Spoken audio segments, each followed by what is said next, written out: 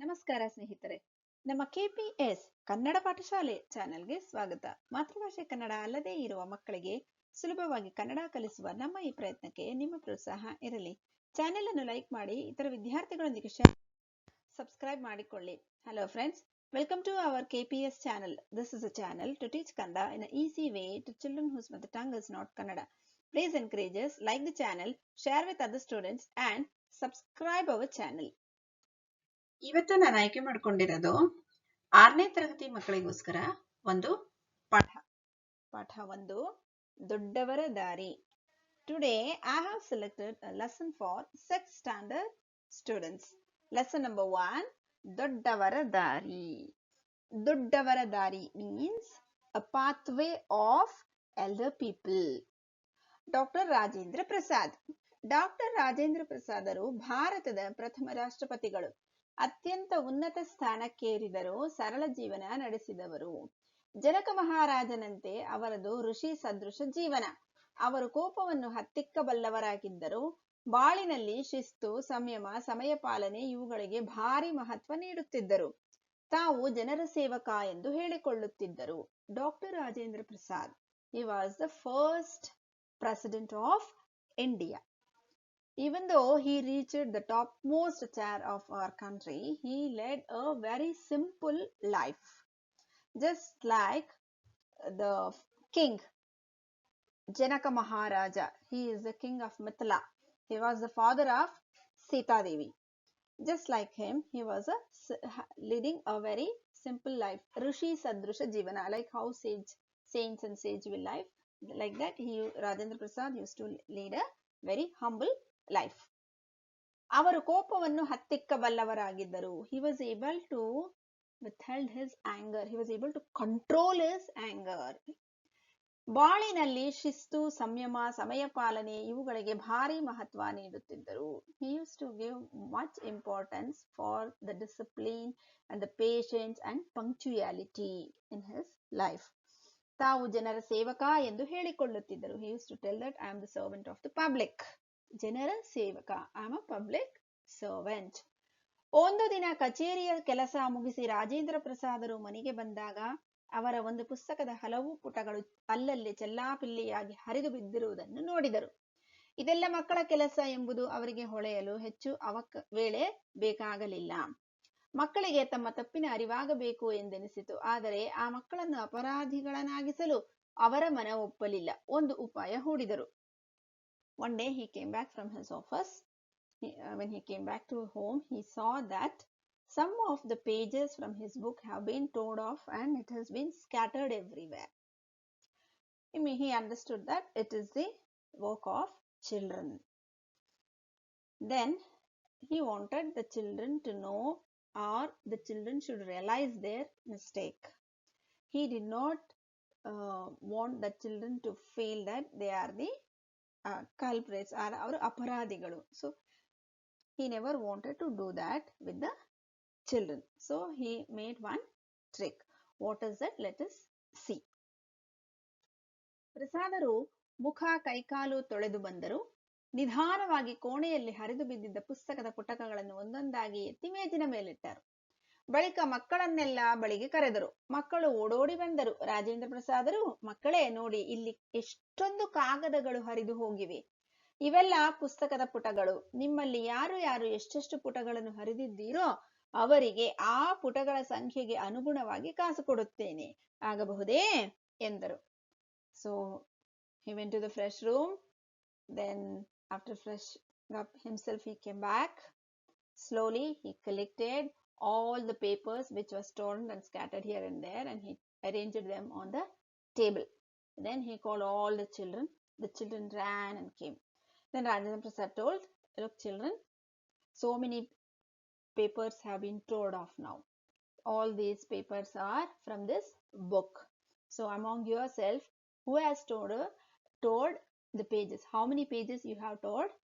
Accordingly, I will give you money to you. Is it okay? This is what the Rajendra Prasad asked with the children. ಮಕ್ಕಳು ಒಬ್ಬರ ಮುಖ ಒಬ್ಬರು ನೋಡಿಕೊಂಡರು. ಒಬ್ಬೊಬ್ಬರು ಕಾಸು ಸಿಗುವುದಲ್ಲ ಎಂಬ ಸಂತೋಷದಿಂದ ತಾವು ಹರಿದ ಪುಟಗಳ ಸಂಖ್ಯೆಯನ್ನು ತಿಳಿಸಿದರು. children started seeing each other's face. They are so happy that we are going to get some money. So they told how many pages each of them have told. ಪ್ರಸಾದರು ಅವರಿಗೆಲ್ಲ ಅಷ್ಟಷ್ಟು ಕಾಸು ಕೊಟ್ಟರು. So Rajendra Prasad gave that much coins to all the kids according to the numbers, how much ever they have told the page. ಹುಡುಗರಿಗೆ ಖುಷಿಯೋ ಖುಷಿ. ಆಗ ಪ್ರಸಾದರು, ನೋಡಿ ಮಕ್ಕಳೇ, ಪುಸ್ತಕಗಳು ಜ್ಞಾನ ಭಂಡಾರ, ನಮ್ಮ ತಿಳುವಳಿಕೆಯನ್ನು ಹೆಚ್ಚಿಸುವ ಆಕರಗಳು. ಪುಸ್ತಕದ ಪುಟಗಳನ್ನು ಹರಿದು ಹಾಕುವುದು ಒಳ್ಳೆಯ ಅಭ್ಯಾಸವಲ್ಲ, ತಿಳಿಯಿತೆ ಎಂದು ಮಕ್ಕಳಿಗೆ ತಿಳಿಯುವಂತೆ ಹೇಳಿದರು. Then Prasad told, look children, these books are the treasures for knowledge. Our knowledge builds from these books. We should not tear the pages out of the books. It's not a good habit. Have you understood, children? This is what Rajendra Prasad asked. ಮಕ್ಕಳಿಗೆ ತಮ್ಮ ತಪ್ಪಿನ ಅರಿವಾಯಿತು. ಅವರೆಲ್ಲ ರಾಜೇಂದ್ರರಿಗೆ, ತಾತ, ನಾವು ಇನ್ನು ಮುಂದೆ ಎಂದು ಪುಸ್ತಕಗಳ ಪುಟಗಳನ್ನು ಹರಿಯುವುದಿಲ್ಲ, ಜೋಪಾನ ಮಾಡುತ್ತೇವೆ ಎಂದು ಪ್ರಮಾಣ ಮಾಡಿ ಹೇಳಿದರು. The children realized their mistake. They told Grandpa, we will not tear any pages from the books. We will preserve the books. Then Prasad sir was very happy. ಮಕ್ಕಳಲ್ಲಿ ಅಪರಾಧಿ ಮನೋಭಾವ ಮೂಡಲಿಲ್ಲ. ದೊಡ್ಡ ವ್ಯಕ್ತಿಗಳೇ ಹಾಗೆ. ಕೋಪ, ಅಸಹನೆ, ತಾಳ್ಮೆಗೆಡುವುದು ಇವೆಲ್ಲ ಅವರಿಂದ ದೂರ. ಪ್ರಗತಿಯ ಗುಟ್ಟೆ ಅದು. So the children also did not feel that we have done some great mistake, we have done. So in this way, in a very simple way, Rajendra Prasad was able to make the children realize what they have done. So anger and impatience and losing the temper, all these things are far away from such good people. Dr. Zakir Hussain. Dr. Zakir ಹುಸೇನರು ಭಾರತೀಯ ಶಿಕ್ಷಣದ ಅಭಿವೃದ್ಧಿ ಹಾಗೂ ಸುಧಾರಣೆ ಕುರಿತಂತೆ ಹಲವು ಪುಸ್ತಕಗಳನ್ನು ಬರೆದವರು. ಭಾರತಕ್ಕೆ ಸ್ವಾತಂತ್ರ್ಯ ಬಂದ ಬಳಿಕ ಬಿಹಾರದ ರಾಜ್ಯಪಾಲರಾಗಿ, ಭಾರತದ ಉಪರಾಷ್ಟ್ರಪತಿಗಳಾಗಿ, ಅನಂತರ ರಾಷ್ಟ್ರಪತಿಗಳಾಗಿ ದುಡಿದವರು. ಕೆಲಕಾಲ ಅಲಿಗಢ ಮುಸ್ಲಿಂ ವಿಶ್ವವಿದ್ಯಾಲಯದ ಕುಲಪತಿಗಳೂ ಆಗಿದ್ದರು. ಶಿಕ್ಷಣ ಅವರ ಪ್ರಮುಖ ಕಾರ್ಯಕ್ಷೇತ್ರವಾಗಿತ್ತು. Doctor Zakir Hussain has written many books about the Indian education development and the reforms. After India got independent, he became the governor of Bihar state. Then he became the vice president of India. Then he became the president of India. And for some time, he was the Kulapati of the Muslim Aligarh Vishwavidyalaya. He was the chairperson for this Aligarh University. Education was his main area of working. ದೆಹಲಿಯ ಜಾಮಿಯಾ ಮಿಲಿಯಾ ವಿಶ್ವವಿದ್ಯಾಲಯ ಉನ್ನತ ಶಿಕ್ಷಣಕ್ಕೆ ಹೆಸರಾದ ಸಂಸ್ಥೆ. ಅದರ ಸ್ಥಾಪಕರು doctor Zakir ಹುಸೇನರು. In Delhi, there is a university called Jamia Millia University. It is for the higher education. So, Dr. Zakir Hussain was the founder of that university. ಅವರು ತಮ್ಮ ಜೀವನದ ಬಹುಭಾಗವನ್ನು ಆ ವಿಶ್ವವಿದ್ಯಾಲಯದಲ್ಲಿಯೇ ಕಳೆದರೆನ್ನಬಹುದು. ಅಲ್ಲಿನ ಒಂದು ಘಟನೆ ತುಂಬಾ ರೋಚಕವಾಗಿದೆ. So he has spent lot of time in the university. So let us see one small incident from his life. Dr. Zakir ಹುಸೇನರು ಶಿಸ್ತು ಮತ್ತು ಶುಚಿಗೆ ಅಪಾರ ಮಹತ್ವ ನೀಡುತ್ತಿದ್ದರು. ಎಲ್ಲಾ ವಿದ್ಯಾರ್ಥಿಗಳು ಪ್ರತಿನಿತ್ಯ ಶುಚಿಯಾದ ಬಟ್ಟೆಗಳನ್ನು ಧರಿಸಿ ಕಾಲೇಜಿಗೆ ಬರಬೇಕು ಹಾಗೂ ಕಾಲಿಗೆ ಹಾಕಿದ ಬೂಟುಗಳನ್ನು ಚೆನ್ನಾಗಿ ಪಾಲಿಶ್ ಮಾಡಿರಬೇಕು ಎಂದು ಹೇಳುತ್ತಿದ್ದರು. Dr. Zakir Hussain, when he was at the university, he used to tell that discipline and cleanliness is very important. He used to give much and more importance to the discipline and cleanliness. All children should come with neat uniform, and also whatever the shoes that are worn by the students should be polished. It should be well maintained. He used to say that. ಆದರೆ ಎಷ್ಟೋ ವಿದ್ಯಾರ್ಥಿಗಳು ಜಾಕಿರ್ ಹುಸೇನರು ಹೇಳಿದುದನ್ನು ಸರಿಯಾಗಿ ಪಾಲಿಸುತ್ತಿರಲಿಲ್ಲ. Some of the students were never used to follow whatever sir says. ಇದರಿಂದ ಶಿಸ್ತಿಗೆ ಭಂಗವಾಗುವುದೆಂದು ಹುಸೇನರು ಅಭಿಪ್ರಾಯಪಟ್ಟರು. So, Zakir Hussain sir felt that there will be a disturbance for the discipline because some of the students are not following. ವಿದ್ಯಾರ್ಥಿಗಳಿಗೆ ಬುದ್ಧಿ ಕಲಿಸಲು ತಾವೇ ಒಂದು ದಾರಿ ಕಂಡುಕೊಟ್ಟರು. I must teach the students a lesson. So he found out one way. How did he teach the students? Let us see that now. ಒಂದು ದಿನ ವಿಶ್ವವಿದ್ಯಾಲಯದ ಪ್ರವೇಶ ದ್ವಾರದಲ್ಲಿ ಜಾಕಿರ್ ಹುಸೇನರು ಒಬ್ಬ ಬೂಟ್ ಪಾಲಿಶ್ ಹಾಕುವವನ ವೇಷದಲ್ಲಿ ಕುಳಿತಿದ್ದು ವಿದ್ಯಾರ್ಥಿಗಳ ಗಮನಕ್ಕೆ ಬಂತು. ಕುಲಪತಿಗಳ ಕೈಯಲ್ಲಿ ಪಾಲಿಶ್ ಡಬ್ಬಿ, ಬ್ರಷ್ ಹಿಡಿದು ಕುಳಿತಿದ್ದ ದೃಶ್ಯ ಕಂಡು ವಿದ್ಯಾರ್ಥಿಗಳು ತಮ್ಮ ವರ್ತನೆಗೆ ನಾಚಿದರು. ಒಂದಿಬ್ಬರು ಪಾಲಿಶ್ ಹಾಕಿಸಿಕೊಂಡೂ ಆಗಿತ್ತು. ಅಂದಿನಿಂದ ವಿದ್ಯಾರ್ಥಿಗಳು ನೀಟಾಗಿ ಬಟ್ಟೆ ಹಾಕಿಕೊಂಡು ಬೂಟುಗಳಿಗೆ ಪಾಲಿಶ್ ಹಾಕಿಕೊಂಡು ಕಾಲೇಜಿಗೆ ಬರತೊಡಗಿದರು. ಇದು ವಿದ್ಯಾರ್ಥಿಗಳ ಬಾಳಿನಲ್ಲಿ ಶಿಸ್ತು ಬೆಳೆಸಿಕೊಳ್ಳಲು ನೆರವಾಯಿತು. ಶಿಸ್ತು ಮೂಡಿಸಿಕೊಳ್ಳಿ, ಇದು Zakir ಹುಸೇನರ ಆದೇಶವಾಗಿತ್ತು.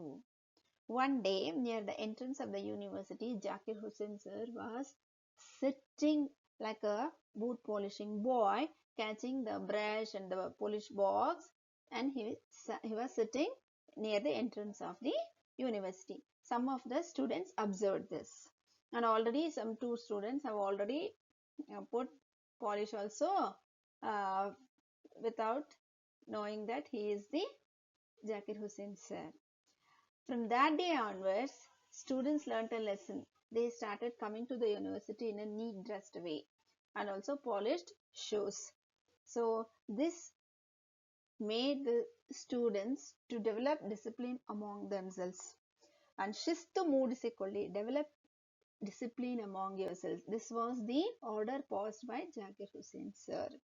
So in this way, Zakir Hussain sir and Dr. Babu Rajendra Prasad sir were able to bring some discipline or some useful knowledge to the students without hurting them. So let us go to the meanings. Padagala artha. Rashtrapati, Rashtraಧ್ಯಕ್ಷ, ರಾಷ್ಟ್ರದ ಪ್ರಥಮ ಪ್ರಜೆ, president. ಉನ್ನತ, ಎತ್ತರವಾದ, ಮೇಲಾದ. ಹತ್ತಿಕ್ಕು, ಅಡಗಿಸು, ದಮನ ಮಾಡು. ಚೆಲ್ಲಾಪಿಲ್ಲಿ, ಅಸ್ತವ್ಯಸ್ತ, ಚದುರು. ಅನುಗುಣ, ಅನುಸಾರ, ಹೊಂದಿಕೊಂಡು. ಆಕರ, ಮೂಲ ಆಧಾರ. ಮನೋಭಾವ, ಮನಸ್ಸಿನ ಭಾವನೆ.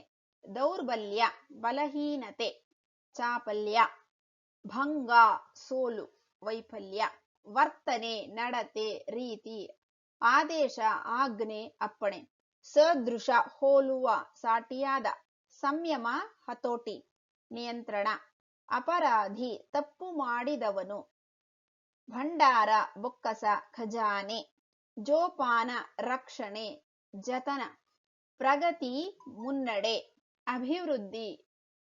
ರೋಚಕ, ಕುತೂಹಲಕಾರಿ, ಸೋಜಿಗದಾಯಕ.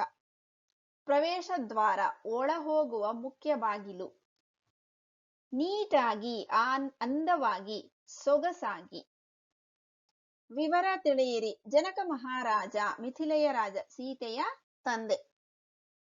ತಾಳ್ಮೆಗೆಡು, ಸಹನೆ ಕಳೆದುಕೊಳ್ಳು, ಕೋಪಕ್ಕೆ ಒಳಗಾಗು. ಸಂಸ್ಕೃತಿ, ದೇಶದ ನಾಗರಿಕತೆಯ ಸಾರ, ರಾಷ್ಟ್ರೀಯ ಸಂಸ್ಕಾರ. ರಾಜ್ಯಪಾಲ, ರಾಜ್ಯದ ಮುಖ್ಯಸ್ಥ, ರಾಜ್ಯದ ಪ್ರಥಮ ಪ್ರಜೆ. ವಿಶ್ವವಿದ್ಯಾಲಯ, ಉನ್ನತ ವಿದ್ಯಾಭ್ಯಾಸ ನೀಡುವ ಸಂಸ್ಥೆ. ವಿಶ್ವವಿದ್ಯಾಲಯ ಮೀನ್ಸ್ ಯೂನಿವರ್ಸಿಟಿ. ಕುಲಪತಿ, ವಿಶ್ವವಿದ್ಯಾಲಯದ ಮುಖ್ಯಸ್ಥ. ಕಾರ್ಯಕ್ಷೇತ್ರ, ಕಾರ್ಯರಂಗ, ಕೆಲಸ ನಿರ್ವಹಿಸುವ ವಲಯ, ವ್ಯಾಪ್ತಿ. ಪಾಲಿಶ್, ಹೊಳಪು ಬರುವಂತೆ ಮಾಡುವಿಕೆ. ಬುದ್ಧಿ ಕಲಿಸು, ತಿಳುವಳಿಕೆಯನ್ನುಂಟು ಮಾಡು, ಸರಿದಾರಿಗೆ ತರು. ಆವರಣದಲ್ಲಿ ಕೊಟ್ಟಿರುವ ಪದಗಳಲ್ಲಿ ಸೂಕ್ತವಾದುದನ್ನು ಆರಿಸಿ ಬಿಟ್ಟ ಸ್ಥಳ ಭರ್ತಿ ಮಾಡಿರಿ. Fill the blanks. ಮಕ್ಕಳಿಗೆ ತಮ್ಮ ಡ್ಯಾಶ್ ಅರಿವಾಗಬೇಕು ಎಂದೆನಿಸಿತು. ತಪ್ಪಿನ. ಪ್ರಸಾದರು ಅವರಿಗೆಲ್ಲ ಅಷ್ಟಷ್ಟು ಡ್ಯಾಶ್ ಕೊಟ್ಟರು, ಕಾಸು ಕೊಟ್ಟರು. ವಿದ್ಯಾರ್ಥಿಗಳಿಗೆ ಬುದ್ಧಿ ಕಲಿಸಲು ತಾವೇ ಒಂದು ಡ್ಯಾಶ್ ಕಂಡುಕೊಂಡರು, ದಾರಿ ಕಂಡುಕೊಂಡರು. ಒಂದಿಬ್ಬರು ಡ್ಯಾಶ್ ಹಾಕಿಸಿಕೊಂಡು ಆಗಿತ್ತು. ಪಾಲಿಶ್ ಹಾಕಿಸಿಕೊಂಡು ಆಗಿತ್ತು. ಈ ಪದಗಳನ್ನು ಸ್ವಂತ ವಾಕ್ಯಗಳಲ್ಲಿ ಬಳಸಿರಿ. ರಾಷ್ಟ್ರಪತಿ, ಅಬ್ದುಲ್ ಕಲಾಂ ನಮ್ಮ ರಾಷ್ಟ್ರಪತಿಗಳಾಗಿದ್ದರು. ಕಾಸು, ಕಾಸು ಈಗ ಚಲಾವಣೆಯಲ್ಲಿ ಇಲ್ಲ. ಕಾಸು means coin which is less than 5 paisa or 4 paisa 3 paisa, that one. ಶಿಸ್ತು, ಮಕ್ಕಳಿಗೆ ಚಿಕ್ಕ ವಯಸ್ಸಿನಲ್ಲಿಯೇ ಸರಿಯಾದ ಶಿಸ್ತು ಬೆಳೆಸಬೇಕಾಗಿರುವುದು ತಂದೆ ತಾಯಿಯ ಕರ್ತವ್ಯವೂ ಕೂಡ ಹೌದು. ದಾರಿ, ನಾವು ಸರಿಯಾದ ದಾರಿಯಲ್ಲಿ ನಡೆದರೆ ಗುರಿ ತಲುಪಬಹುದು. ಕೆಳಗಿನ ಪ್ರಶ್ನೆಗಳಿಗೆ ಒಂದು ವಾಕ್ಯದಲ್ಲಿ ಉತ್ತರಿಸಿರಿ. ರಾಜೇಂದ್ರ ಪ್ರಸಾದರು ತಾವು ಯಾರ ಸೇವಕ ಎಂದು ಹೇಳಿಕೊಳ್ಳುತ್ತಿದ್ದರು? ರಾಜೇಂದ್ರ ಪ್ರಸಾದರು ತಾವು ಜನರ ಸೇವಕ ಎಂದು ಹೇಳಿಕೊಳ್ಳುತ್ತಿದ್ದರು. ಪುಸ್ತಕದ ಪುಟಗಳನ್ನು ಹರಿದ ಮಕ್ಕಳಿಗೆ ಪ್ರಸಾದರು ಏನನ್ನು ಕೊಟ್ಟರು? ಪುಸ್ತಕದ ಪುಟಗಳನ್ನು ಹರಿದ ಮಕ್ಕಳಿಗೆ ಪ್ರಸಾದರು ಕಾಸು ಕೊಟ್ಟರು. ಯಾವುದು ಒಳ್ಳೆಯ ಅಭ್ಯಾಸವಲ್ಲ ಎಂದು ಪ್ರಸಾದರು ಮಕ್ಕಳಿಗೆ ಹೇಳಿದರು? ಪುಸ್ತಕದ ಪುಟಗಳನ್ನು ಹರಿದು ಹಾಕುವುದು ಒಳ್ಳೆಯ ಅಭ್ಯಾಸವಲ್ಲ ಎಂದು ಪ್ರಸಾದರು ಮಕ್ಕಳಿಗೆ ಹೇಳಿದರು. ಜಾಮಿಯಾ ಮಿಲಿಯಾ ಎಲ್ಲಿದೆ? ಜಾಮಿಯಾ ಮಿಲಿಯಾ ದೆಹಲಿಯಲ್ಲಿದೆ. ಜಾಕಿರ್ ಹುಸೇನರು ವಿದ್ಯಾರ್ಥಿಗಳಿಗೆ ಬುದ್ಧಿ ಕಲಿಸಲು ಯಾವ ವೇಷ ಹಾಕಿದರು? ಜಾಕಿರ್ ಹುಸೇನರು ವಿದ್ಯಾರ್ಥಿಗಳಿಗೆ ಬುದ್ಧಿ ಕಲಿಸಲು ಬೂಟ್ ಪಾಲಿಶ್ ಮಾಡುವವನ ವೇಷ ಹಾಕಿದರು. ಈ ಕೆಳಗಿನ ವಾಕ್ಯಗಳನ್ನು ಯಾರು ಯಾರಿಗೆ ಹೇಳಿದರು? ನೋಡಿ ಮಕ್ಕಳೇ, ಪುಸ್ತಕಗಳು ಜ್ಞಾನ ಭಂಡಾರ. ಈ ಮಾತನ್ನು ರಾಜೇಂದ್ರ ಪ್ರಸಾದರು ಮಕ್ಕಳಿಗೆ ಹೇಳಿದರು. ತಾತ, ನಾವು ಇನ್ನು ಮುಂದೆ ಎಂದೂ ಪುಸ್ತಕಗಳ ಪುಟಗಳನ್ನು ಹರಿಯುವುದಿಲ್ಲ. ಮಕ್ಕಳು ರಾಜೇಂದ್ರ ಪ್ರಸಾದರಿಗೆ ಈ ಮಾತನ್ನು ಹೇಳಿದರು. ಕೆಳಗಿನ ಪ್ರಶ್ನೆಗಳಿಗೆ 3-4 ವಾಕ್ಯಗಳಲ್ಲಿ ಉತ್ತರಿಸಿ. ರಾಜೇಂದ್ರ ಪ್ರಸಾದ್ ಅವರ ವ್ಯಕ್ತಿತ್ವವನ್ನು ವಿವರಿಸಿರಿ. ರಾಜೇಂದ್ರ ಪ್ರಸಾದ್ ಅವರ ವ್ಯಕ್ತಿತ್ವ ಪ್ರಶಂಸನೀಯವಾಗಿದ್ದು ಅವರದು ಜನಕ ಮಹಾರಾಜನಂತೆ ಋಷಿ ಸದೃಶ ಜೀವನ. ಅವರು ಕೋಪವನ್ನು ಹತ್ತಿಕ್ಕಬಲ್ಲವರಾಗಿದ್ದು ಬಾಳಿನಲ್ಲಿ ಶಿಸ್ತು, ಸಂಯಮ, ಸಮಯ ಪಾಲನೆ ಇವುಗಳಿಗೆ ಭಾರಿ ಮಹತ್ವ ನೀಡುತ್ತಿದ್ದರು. ತಾವು ಜನರ ಸೇವಕ ಎಂದು ಹೇಳಿಕೊಳ್ಳುತ್ತಿದ್ದರು. ವಿದ್ಯಾರ್ಥಿಗಳಿಗೆ ಬುದ್ಧಿ ಕಲಿಸಲು ಜಾಕಿರ್ ಹುಸೇನ್ ಏನು ಮಾಡಿದರು? ವಿದ್ಯಾರ್ಥಿಗಳಿಗೆ ಬುದ್ಧಿ ಕಲಿಸಲು ಜಾಕಿರ್ ಹುಸೇನರು ವಿಶ್ವವಿದ್ಯಾನಿಲಯದ ಪ್ರವೇಶ ದ್ವಾರದಲ್ಲಿ ಒಬ್ಬ ಬೂಟ್ ಪಾಲಿಶ್ ಹಾಕುವ ವೇಷದಲ್ಲಿ ಕೈಯಲ್ಲಿ ಪಾಲಿಶ್ ಡಬ್ಬಿ ಬ್ರಷ್ ಹಿಡಿದು ಕುಳಿತಿದ್ದರು. ಒಂದಿಬ್ಬರು ಪಾಲಿಶ್ ಕೂಡ ಮಾಡಿದ್ದರು. ವಚನ ಬದಲಿಸಿ ಬರೆಯಿರಿ. That means change the numbers, singular and plural. ಗಿಡ ಗಿಡಗಳು, ತಮ್ಮಂದಿರು ತಮ್ಮ, ಪತ್ರಗಳು ಪತ್ರ, ಮಗು ಮಕ್ಕಳು. ಪುಲ್ಲಿಂಗ ಅಥವಾ ಸ್ತ್ರೀಲಿಂಗ ರೂಪಕ್ಕೆ ಪರಿವರ್ತಿಸಿ ಬರೆಯಿರಿ. How to change the genders, masculine to feminine and feminine to masculine. ಅವನು ಅವಳು, ಇವಳು ಇವನು, ಗೌಡತಿ ಗೌಡ, ಶರಣ ಶರಣೆ. ಕೆಳಗಿನವುಗಳಿಗೆ 4 ಉದಾಹರಣೆಗಳನ್ನು ಕೊಡಿರಿ.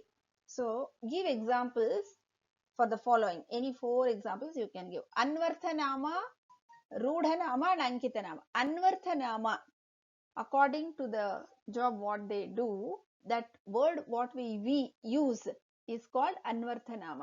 For example, ವ್ಯಾಪಾರಿ, ಕುಂಟ, ಶಿಕ್ಷಕ. ರೂಢನಾಮ, ರೂಢಿಯಿಂದ ಬಂದದ್ದು. From the past the words have been used.